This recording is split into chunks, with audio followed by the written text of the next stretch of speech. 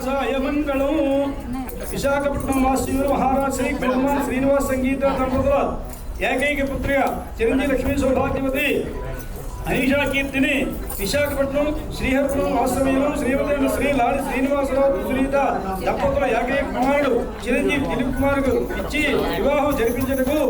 పెద్దల సమక్షంలో ఇరువురు సమతో ఇచ్చి పుచ్చుకునే వివాహ నిశ్చితాంబూలములు మంగళ మహత్తు శ్రీ శ్రీ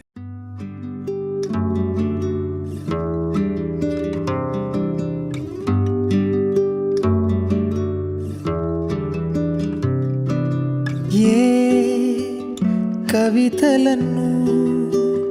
తెలిపినవి కనులు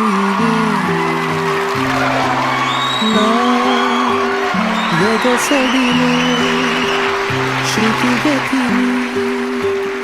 మార్చినవే ఊహించుకున్న